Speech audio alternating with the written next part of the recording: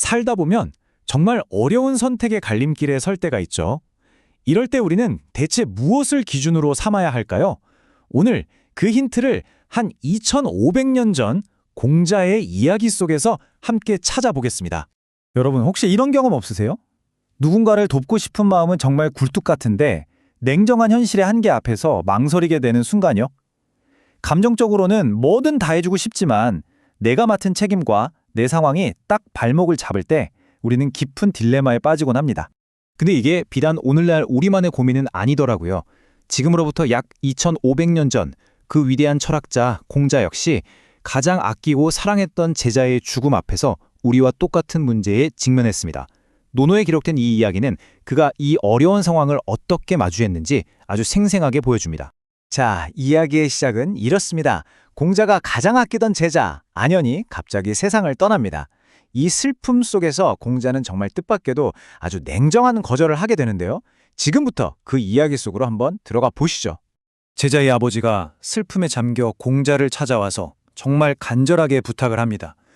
아들에게 제대로 된 겉관이라도 하나 마련해주고 싶은데 형편이 어려우니 선생님의 수레를 팔아서라도 좀 도와달라는 거였죠. 아니, 제자가 죽었다는 소식에 하늘이 무너진 것처럼 통곡했던 사람이 바로 공자였거든요. 그러니 당연히 도와줄 거라고 생각했을 겁니다. 그런데 바로 여기서 이야기는 예상치 못한 방향으로 흐릅니다. 공자의 대답이 너무나도 단호했고 제자를 그토록 아꼈던 스승의 말이라고는 믿기 어려울 만큼 냉정하게 들렸기 때문이죠. 그는 딱 잘라 거절했습니다. 재능이 있고 없고를 떠나서 누구든 자기 자식은 소중한 법이지요. 하지만 내가 대부의 자리에 있는 사람인데 수레 없이 걸어 다닐 수는 없어. 이게 그의 대답이었습니다. 공식적인 지위 때문에 걸어 다닐 수 없다는 말. 이게 단순히 변명이었을까요? 아니면 우리가 놓치고 있는 더 깊은 뜻이 있었을까요? 자, 공자의 결정 그 이면을 한번 들여다보죠. 여기서 우리가 발견할 수 있는 첫 번째 지혜가 있습니다. 이건 개인의 재산 문제가 아니라 공적인 책임의 문제였다는 겁니다. 당시 공자는 대부라는 직책을 맡고 있었습니다. 오늘날로 치자면 고위공직자, 장관급에 해당하는 꽤 높은 신분이었죠. 여기서 핵심이 바로 이겁니다.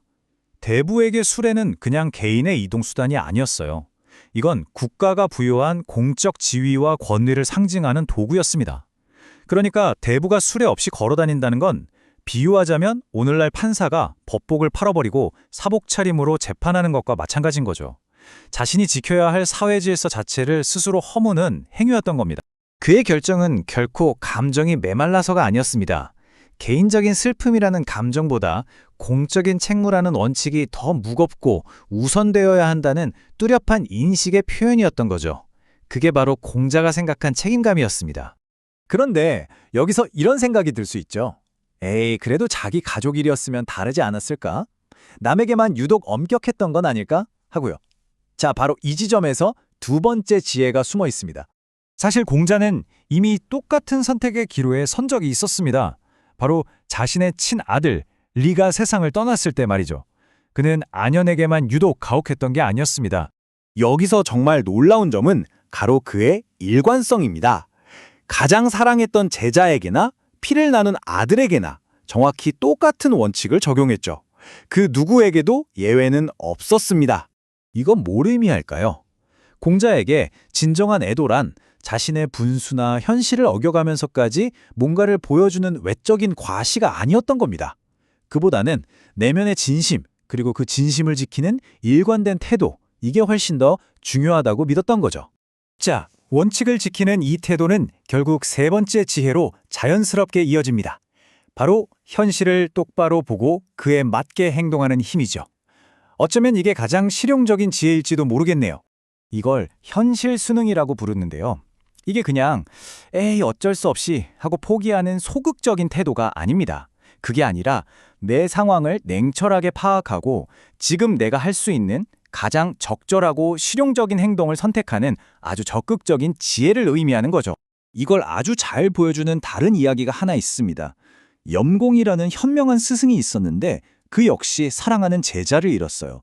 그랬더니 마을 사람들이 너무 안타까워서 너도 나도 빚까지 내며가면서 장례를 도운 겁니다. 마음은 참 선하죠. 하지만 현실을 외면한 이 선한 의도가 하마터면 공동체 전체를 위기로 몰아넣을 뻔했습니다. 공자는 바로 이걸 알았던 겁니다. 순수한 감정에만 기대서 내린 결정이 자칫 사람들에게 분수에 맞지 않는 삶을 부추기는 나쁜 선례를 남기고 결국 공동체 전체에 해가 될 수 있다는 것을요. 그의 냉정해 보였던 선택이야말로 장기적으로 봤을 때 사회 전체를 위한 가장 책임감 있는 행동이었던 셈이죠. 자, 2500년도 더 지난 이 공자의 수레 이야기가 오늘날 우리에게는 과연 무엇을 말해주고 있을까요? 이 이야기는 우리에게 세 가지 중요한 지혜를 남깁니다. 첫째, 내가 맡은 사회적 역할과 그 책임의 무게를 아는 것. 둘째, 진심이란 겉으로 보여주는 거칠애가 아니라 내면의 일관성이 있다는 것. 그리고 마지막으로 모든 결정은 결국 현실에 단단히 발을 딛고 있어야 한다는 점입니다. 공자에게 수레는 바로 타협할 수 없는 선이었습니다.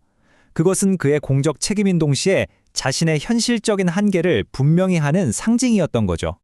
이 오래된 이야기는 오늘을 살아가는 우리 각자에게 매우 현대적이고 또 개인적인 질문을 던집니다. 여러분의 삶에서 여러분이 반드시 지켜야 할 그 수레는 과연 무엇입니까?